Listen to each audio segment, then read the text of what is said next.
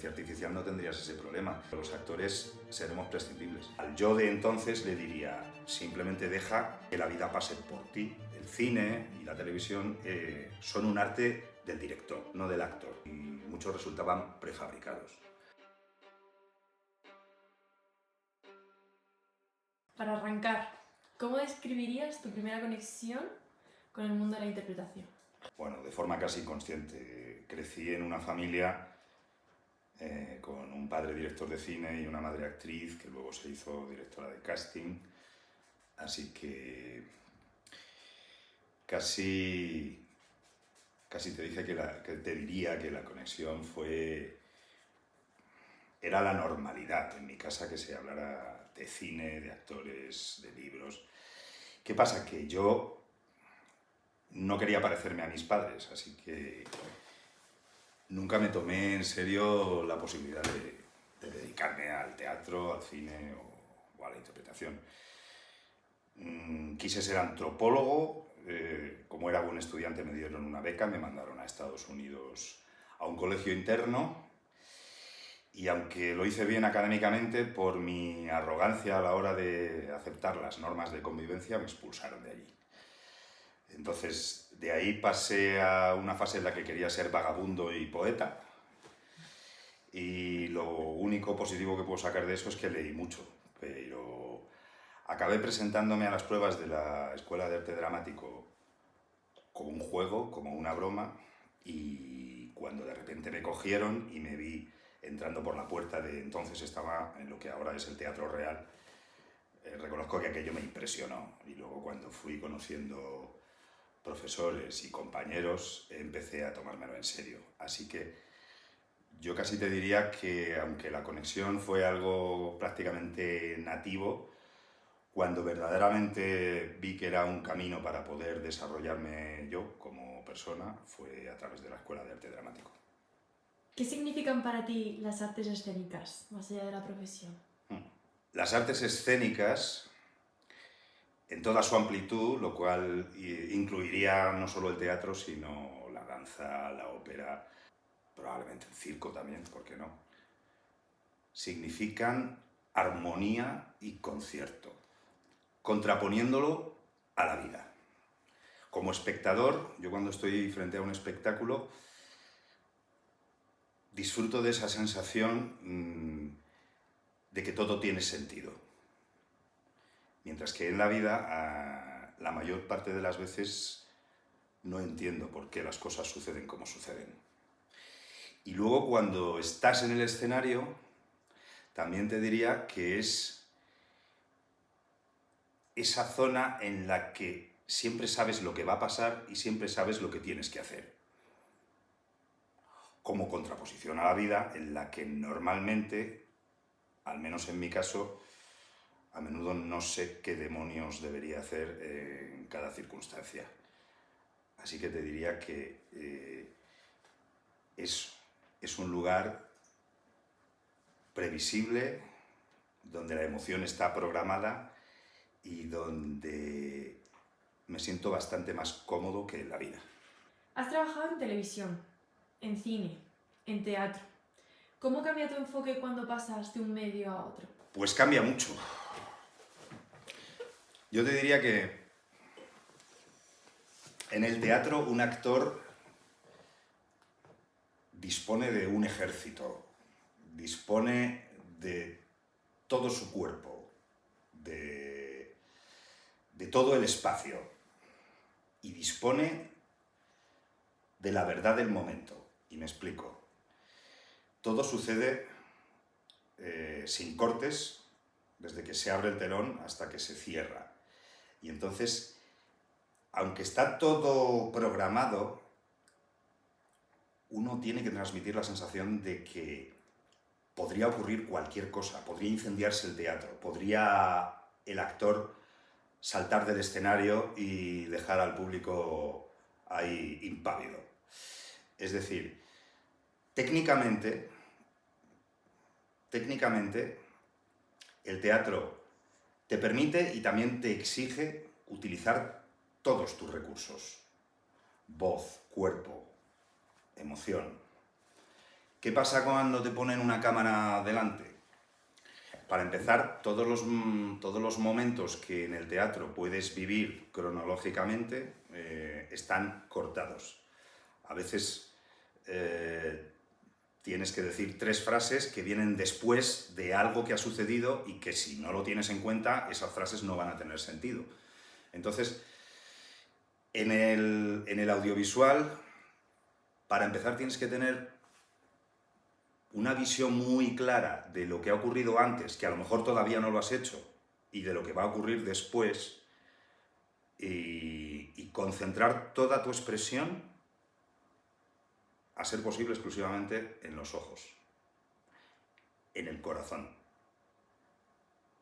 Yo, después de toda la experiencia que he tenido, y muchas veces la he cagado en el audiovisual, por querer aplicar técnicas más relativas al teatro, te diría, Miguel, no hagas nada, simplemente deja que la vida pase por ti y confía en que eso se va a transmitir al compañero. Porque a mí, personalmente, no me gusta cuando noto que el actor está trabajando para la cámara. Pienso que lo único que te puede ayudar es concentrarte en los compañeros que tienes delante y olvidarte de la cámara. Ahí es cuando realmente se captura un momento de vida. Es verdad que la cámara tiene esa virtud, que captura cosas de las que tú mismo no eres consciente. Pero como le oí decir a Denzel Washington, el cine y la televisión son un arte del director, no del actor. A lo mejor tú puedes estar viviendo la emoción de tu vida y el director está enfocando a tus pies, porque eso es lo que a él le encaja en el montaje final. El arte del audiovisual está en el montaje. Todo lo que tú hagas es válido, pero en realidad no sabes cómo luego el verdadero artista, que en este caso me parece el director, lo va a mezclar para contar lo que él quiere contar. Mientras que en el teatro, ahí sí te diría que es un arte del actor. El actor es el que domina la relación con el público, el que captura esa atención y el que juega con ella y dispone de todo un espacio sonoro y físico para explayarse. ¿Cuál ha sido el papel o proyecto que más ha retado tu interpretación hasta ahora y por qué? Pues es fácil de responder, porque en el último espectáculo que estuve, Las guerras de nuestros antepasados, me vi ante una exigencia,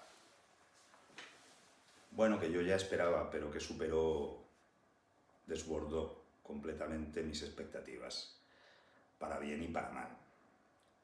Me consideraba sobradamente preparado, pero cuando empezaron los ensayos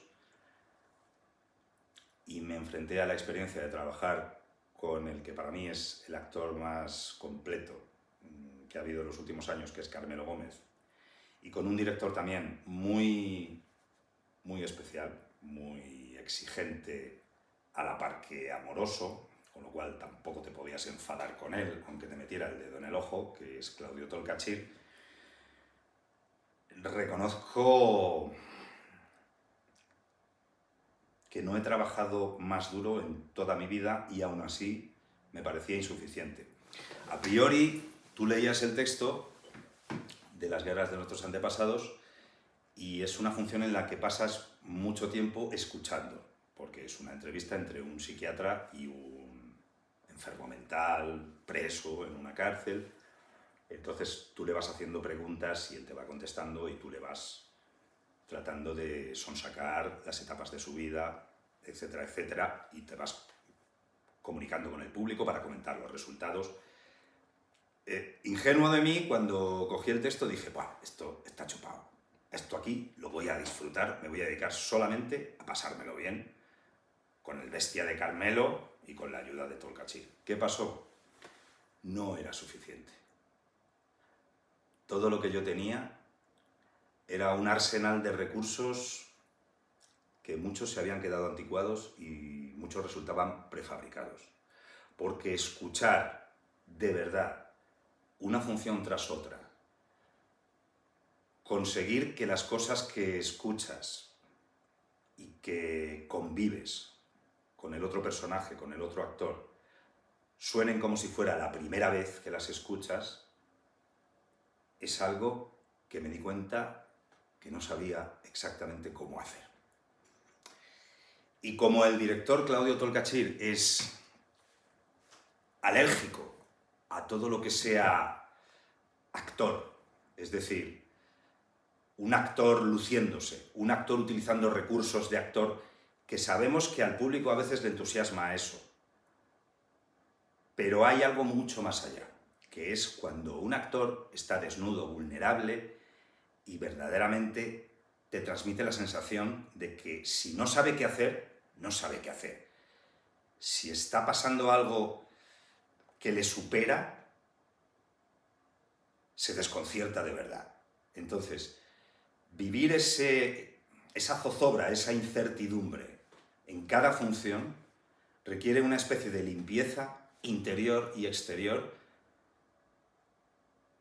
para la que yo no estaba preparado, o que yo quizás había dejado olvidada en algún armario de mi pasado o de mi crecimiento como actor. Entonces hice una especie de, como cuando coges en una pizarra, un físico ha escrito la fórmula perfecta para explicar el universo y se da cuenta de que es errónea, lo borras todo y empiezas de cero, x igual a, y de ahí tiene que salir toda una ramificación de fórmulas matemáticas.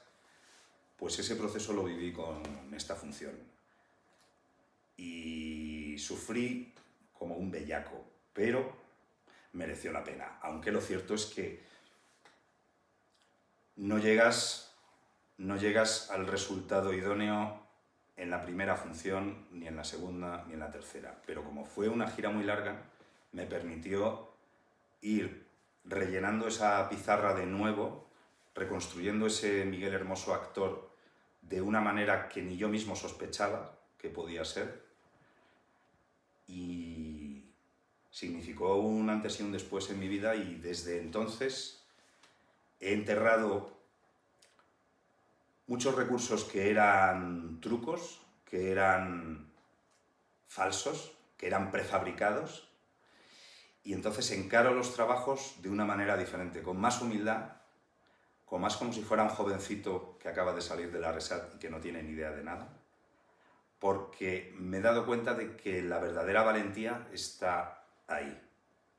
No está en el ir armado con yelmo, peto, grebas y decir, fíjate qué buen actor soy, sino en despojarte de todos los disfraces, de todo lo que te hace pensar que ya te sabes cómo funciona esta película y que ya sabes lo que tienes que hacer, y entrar en cada trabajo diciendo, no tengo ni idea de cómo se hace esto. Voy a intentar descubrirlo con vosotros. Cuando te preparas para un personaje, ¿qué aspecto te interesa explorar más? ¿Su vulnerabilidad, la transformación del propio personaje, los miedos? Desperdicié mucho tiempo en mi vida enfocándome mucho en el personaje, tal y como tú lo expones, trabajándolo como si el personaje fuera algo independiente de la historia de la que forma parte. Y sí, trataba de buscar fuera de mí ese personaje como si fuera una piel en la que yo tuviera que desplazarme y encajar. Bien. Después de muchos intentos, y no siempre obtener el resultado deseado, llegué a la conclusión de que el personaje no existe. Me explico. No existe más que en la medida en que forma parte de una historia y que cuenta o ayuda a contar lo que el narrador, el autor, quiere contar. Entonces, ¿qué función tengo yo como actor? Aportar verdad. Y para eso no tengo que buscar el personaje lejos o fuera de mí. El personaje eres tú. Entonces ahora lo que intento hacer es imaginarme a mí mismo en las circunstancias que afectan a ese personaje. Es decir, empaparme todo lo posible de la historia, de la narrativa. Y eso me permite reaccionar como reaccionaría yo si estuviera en las circunstancias de ese personaje. Si es en el siglo XVIII, soy yo en el siglo XVIII. Yo me he dado cuenta de que a mí eso es lo que me funciona, porque eso es lo que me permite no hacer algo previsible y prefabricado, sino hacer algo auténtico. Aparte de que me libera de esa sensación de que el personaje a veces lo tienes, a veces no lo tienes. Es algo que está en movimiento, además. Cuando estás haciendo una función de teatro, en cada función, tus circunstancias personales, las del actor, son diferentes. Hay días que entras con alegría al camerino y hay días que entras con melancolía o con desesperación. Y todo eso no lo puedes encerrar bajo llave en el camerino. Eso va contigo. Entonces, probablemente el personaje se vea modificado por tus propias circunstancias personales. ¿Qué puedes hacer? ¿Hacer como que no existen? Es inútil. Entonces, los personajes que interpretas van con toda la carga que lleva el actor. El único acto de honestidad que uno puede hacer es incluir todo eso dentro del personaje. Porque entonces es cuando se produce esa ansiada catarsis en la que el espectador siente que un actor no solo está diciendo unas palabras, sino que está verdaderamente poniendo su cordura en juego, su alma encima del escenario. Ahí es donde se produce un acto que casi parece mágico, aunque es una mentira muy verdadera. ¿Tú crees que todo esto del nacimiento de la inteligencia artificial podría llegar a sustituiros el mundo del cine, las series o incluso los anuncios? Ahora ya se están empezando a hacer anuncios con inteligencia artificial.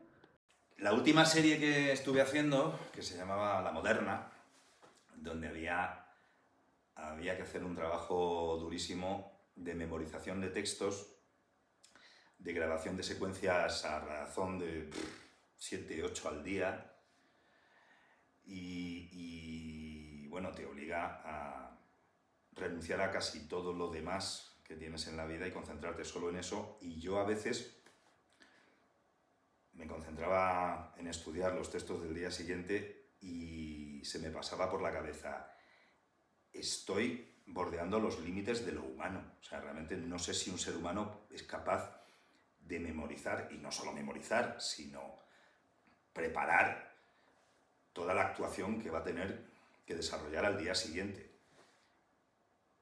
Y si verdaderamente las maravillas que uno a veces ve de lo que hacen, a menudo lo hacemos, ahora mismo lo estamos viendo como broma. Cuando se coge la cara o el cuerpo de un político y se le pone diciendo cosas extravagantes.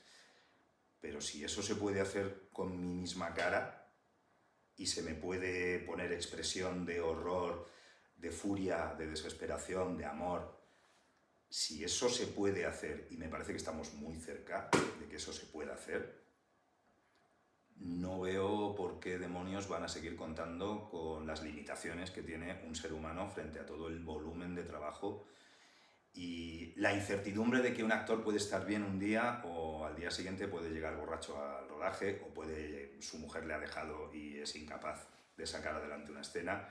Con la inteligencia artificial no tendrías ese problema y todo se podría elaborar en un estudio con unas maquetas. A lo mejor necesitan mi cara como base, pero luego me pueden poner la expresión que el director considere oportuno, porque te insisto, el audiovisual es sobre todo un arte del director y del guionista.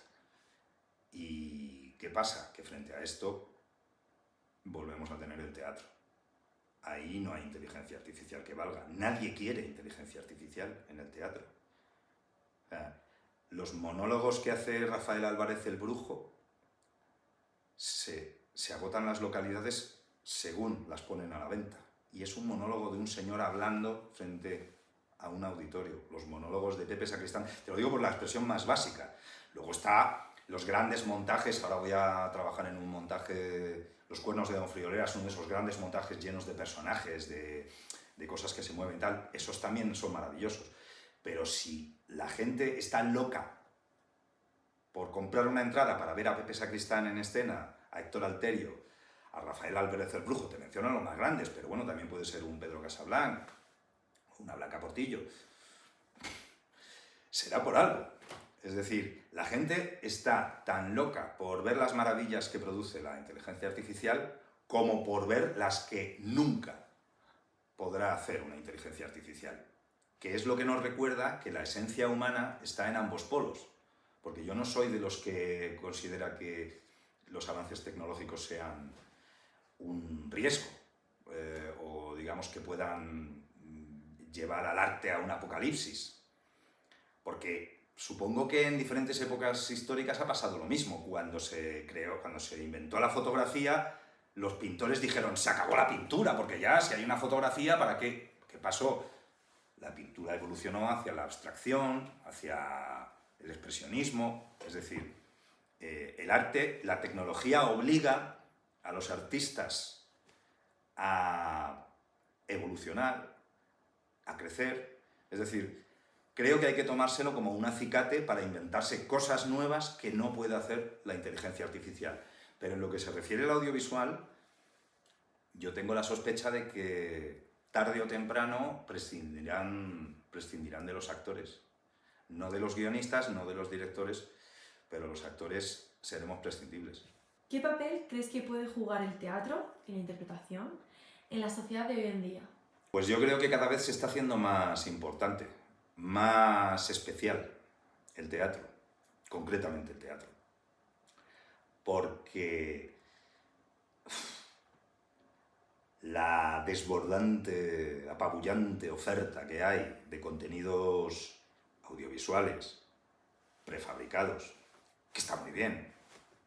Soy el espectador número 1 de series, películas, contenidos de podcast, etcétera, etcétera. Pero, ¿qué pasa? Que frente a eso solo hay una cosa diferente y que te saque de casa, que es ir a una sala de teatro, donde todo ocurre en el mismo momento en el que tú estás respirando, los actores están respirando contigo, y es el único sitio donde vas a tener la sensación de que todo es posible.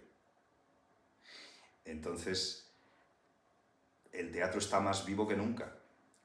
Cuanto más contenidos fríos, digamos, preelaborados, manipulados, cuanto más comida procesada hay, por muy rica que esté, un tomate recién sacado de la huerta tiene muchísimo más valor que lo que tenía antes. Y soy muy pesado con esto, pero el teatro arrancó cuando unos tipos se juntaron alrededor del fuego y se contaron historias normalmente para despojarse del miedo que les daba el mundo y la vida. Cuando se inventaron dioses, cuando se inventaron mitos, historias. El teatro es eso. No es algo que esté en riesgo de desaparecer, porque si desapareciese, desapareceríamos como especie. Puede cambiar. Y de hecho, no ha cambiado tanto, en realidad. Porque teatro, en realidad, hace todo el mundo. Cuando en una cena de Navidad sale uno, se levanta y cuenta una historia, eso es una función de teatro. Puede no ser muy buena, normalmente. Aunque yo tengo un cuñado que es un actor consumado. De hecho, me hace envidiarle a menudo. Digo, joder, yo tendría que tener esa misma soltura. Pero fuera de bromas, pienso que lo vemos ahí, cuando se juntan unas personas y una toma la palabra, cuenta una historia y todos los demás se quedan fascinados. En el teatro lo único que hacemos es sofisticar eso un poco más. Pero eso tiene muchísimo más valor, por algún motivo que no te sabría explicar, que cualquier contenido prefabricado por muchos efectos especiales y por muchas maravillas que nos puedan aportar en una pantalla o incluso en los videojuegos o incluso en una supuesta realidad virtual. Miguel, ¿hay algún personaje que te haya dejado una huella que todavía no te has podido borrar? Pues mira, me voy a referir a dos personajes diferentes que han sido de los que más me han aportado como actor y como persona, y por razones opuestas.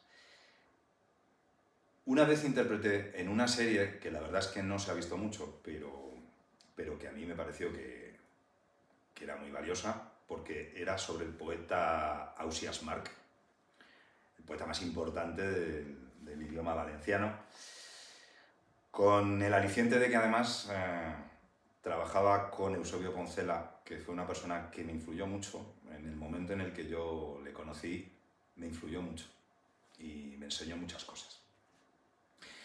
Ausiàs March era un poeta y un guerrero, y era ante todo un hombre que siempre sacrificaba su felicidad personal en pos de un bien mayor, bien fuera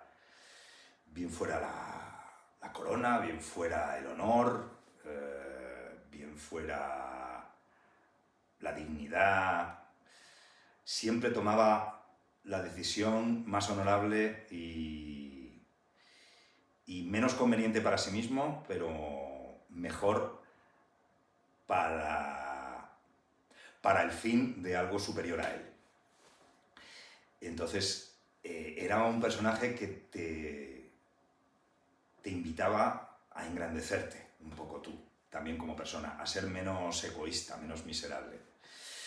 Y por otro lado, otro de los personajes más importantes que he podido hacer es Pascual Duarte, de la familia de Pascual Duarte, de Camilo José Cela, porque este era un personaje contrario. Era un tipo que constantemente intentaba hacer el bien, pero siempre tomaba la decisión equivocada. Y sus impulsos violentos, que él mismo conocía, no era capaz de contenerlos. Entonces, a cada reto que se le presentaba, reaccionaba, para solventarlo, reaccionaba de la peor manera posible y lo estropeaba todo aún más. De modo que aquello se hacía una bola de nieve que al final acababa estallando y acababa convirtiéndose en un asesino. Y yo diría que estos dos personajes han sido los que más me han obligado a explorar los polos de la esencia humana. Si tuvieras que definir hacia dónde te gustaría ir en los próximos 5 años, ¿cuál sería tu deseo más profundo como actor? Pues con la tentación de decirte que hacia la jubilación, y renunciando a esa tentación, porque al fin y al cabo un actor se supone que tiene que aspirar a morir encima del escenario y estas cosas legendarias que uno sueña, te diría que formando parte de una familia tan creativa y tan maravillosa como de la que formo, mi sueño sería que se formase una compañía en la que yo pudiera actuar junto a mi hijo Gonzalo Hermoso, en la que la producción la llevase mi esposa Teresa Osuna y en la que la jefa de comunicación fuera Elena. Bueno, para finalizar, ¿qué significa para ti formar parte de la familia de Teresa Osuna Talent? Pues significa un reto constante, un orgullo y un estímulo, porque cuando ves la cartera de actores que ha conformado Teresa, te das cuenta de que hay un denominador común y es la búsqueda de la excelencia. Entonces, te ves al lado de todos esos tipos, unos más jóvenes, otros más veteranos, señores y señoras, y dices, no puedo fallar, tengo que estar a la altura. Y por otro lado, uno tiene la sensación de que tu representante no es alguien a quien te da miedo llamar y al que tampoco tienes que molestar a diario, porque tienes la certeza de que está picando piedra como una descosida cada día en tu favor.